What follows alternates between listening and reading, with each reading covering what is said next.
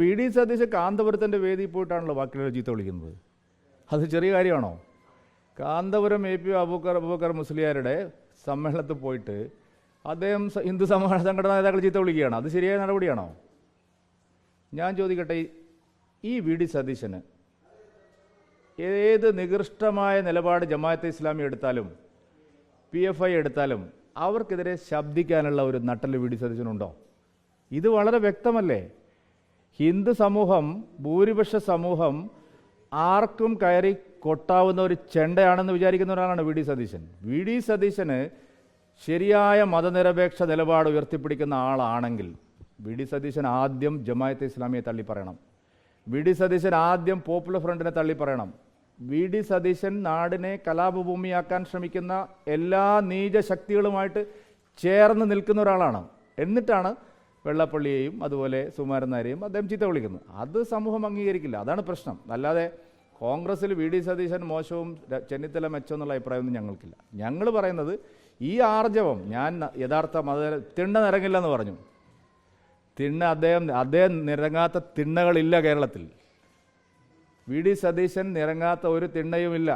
എല്ലാ സഭകൾക്ക് മുമ്പിലും എല്ലാ മുസ്ലിം സമുദായ നേതാക്കൾക്ക് മുമ്പിലും പോയി നിരങ്ങി നടക്കുന്ന ആളാണ് വി ഡി സതീശൻ. തെരഞ്ഞെടുപ്പ് എടുക്കുമ്പോൾ പിന്നെ ചില സ്ഥലത്ത് അദ്ദേഹം തലയിൽ മുണ്ടിട്ടാണ് പോകുന്നത്. അതാണ് ഈ പ്രശ്നം.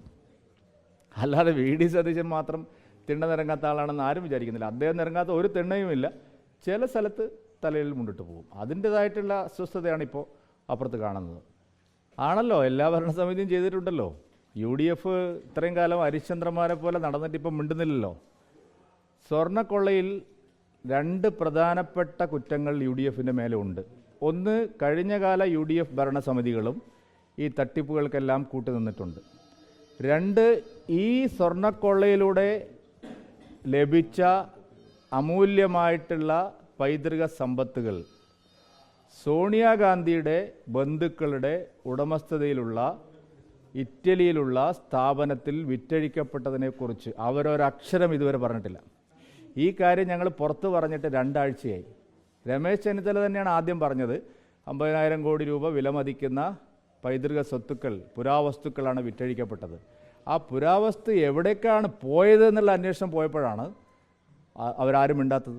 അതുകൊണ്ട് ഈ 2 കുറ്റങ്ങളിൽ നിന്നും ശബരിമല സ്വർണ്ണക്കൊള്ളയിൽ കോൺഗ്രസ്സിന് കൈ കഴുകി രക്ഷപ്പെടാൻ കഴിയില്ല എന്നുള്ളതാണ് സത്യം. SIT ആ വഴിക്ക് അന്വേഷണം പോകുന്നില്ല. ഇതൊരു അഡ്ജസ്റ്റ്മെൻറ്റിന് വേണ്ടിയിട്ട് അവർ LDFും UDFും കോംപ്രമൈസ് ചെയ്യാണ്. അതുകൊണ്ടാണ് ഞങ്ങൾ CBI വേണം എന്നാവശ്യപ്പെട്ടുകൊണ്ട് ഹൈക്കോടതിയെ സമീപിച്ചിരിക്കുന്നത്. ആ കാര്യത്തിൽ ഞങ്ങൾക്ക് നീതി ലഭിക്കും എന്ന് തന്നെയാണ് ഞങ്ങൾ പ്രതീക്ഷിക്കുന്നത്.